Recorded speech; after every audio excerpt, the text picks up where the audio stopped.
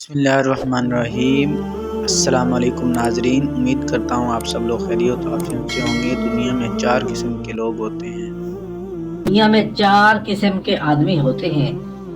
ایک وہ شخص جس کو حق تعالی شانہ نے علم بھی عطا فرمایا اور مال بھی عطا فرمایا، وہ اپنے علم کی وجہ سے اپنے مال میں اللہ سے ڈرتا ہے، اس کی خلاف مرضی خرچ نہیں کرتا بلکہ صلہ رحمی کرتا ہے اور اللہ کے لیے اس مال میں نیک عمل کرتا ہے، اس کے حقوق ادا کرتا ہے۔ یہ شخص سب سے اونچے درجوں میں ہے۔ دوسرا وہ شخص ہے جس کو اللہ جل شانہ نے علم عطا فرمایا اور مال نہیں دیا، اس کی نیت سچی ہے، وہ تمنا کرتا ہے کہ اگر میرے پاس مال ہوتا تو میں بھی فلاں کی طرح سے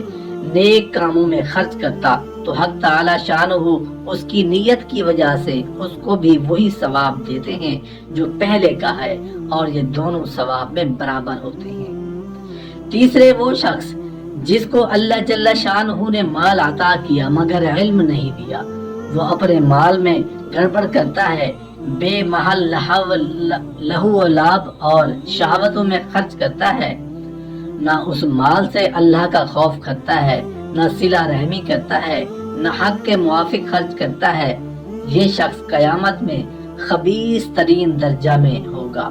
چوتھا وہ شخص ہے جس کو اللہ جل شانہ نے نہ مال عطا کیا نہ علم عطا کیا، وہ تمنا کرتا ہے کہ اگر میرے پاس مال ہو تو میں فلاں شخص کی طرح خرچ کروں گا، اس کو اس کی نیت کا گناہ ہوگا اور وبال میں یہ اور نمبر 3 کے برابر ہو جائیں گے۔ نبی کریم صلی اللہ علیہ وآلہ وسلم کے ارشاد ہے، صدقہ کرنا مال کو کم نہیں کرتا اور کسی خطا وار قصور کو معاف کر دیتا ہے، معاف کرنے والے کی عزت ہی کو بڑھاتا ہے، اور جو شخص اللہ جل شانہ کی رضا کی خاطر تواضع اختیار کرتا ہے تو حق تعالی شانہ اس کو رفعت اور بلندی عطا